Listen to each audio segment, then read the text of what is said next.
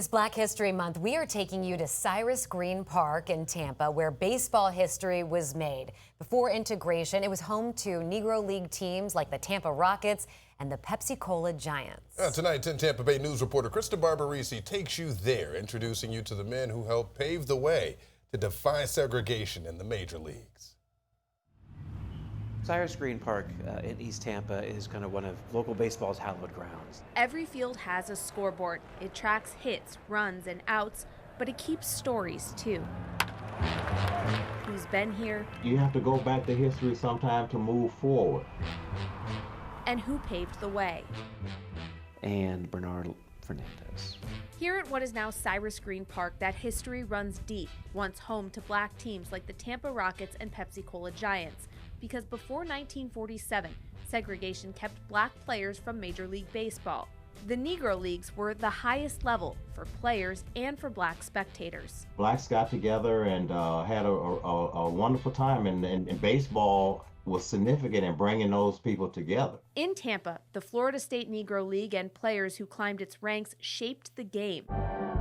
One of them, a young shortstop named William "Billy" Felder. So this is Uncle Billy. Felder played for the Newark Eagles, winning the Negro League World Series. But everywhere, even back home in Tampa, segregation followed him. The Negro and Cuban and dark-skinned ball players could not stay downtown with the regular teams. So they stayed at his grandmother's house. But as I got older and started going back to what I remember being around those guys, I'm 4 years old. I realized that I was a part of history, but as a kid, we didn't reflect on it. They weren't playing for big league contracts. You played for the glory of yourself, but you didn't get paid for it. Much of what we know about the league now comes from family stories like the Felders and old newspaper clippings. They actually had some pages devoted to black readers. They chronicled these teams.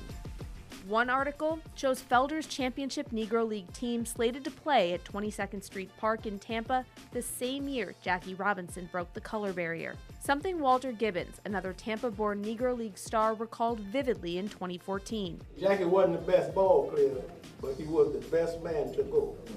Because a lot of guys wouldn't have took what he took. Still, integration moved slowly. Baseball teams were integrated 20 years or more before our schools were. And so there's something about that that's, I'm sure, telling about our history. But by 1950, the Florida State Negro League faded. Felder and Gibbons didn't. Both returned to this park, coaching at Belmont Heights Little League. He sponsored, the ball players. That program would go on to send players like Gary Sheffield to the majors, a league Felder may have only dared to dream of for himself. I think it was more a love for the game, but I think deep in the back of their minds, they were thinking about the major leagues as well. From a segregated league to shaping future major leaguers, this field has seen both. Unless our history is told, nobody would never know about it. Today, the park is home to dozens of Little League games every year. Something about that space that seems to just be perfect for baseball and for growing baseball talent. Kids rounding the bases, just like Felder, Gibbons, and so many others who pushed boundaries and unlocked doors. It's a legacy no scoreboard can measure.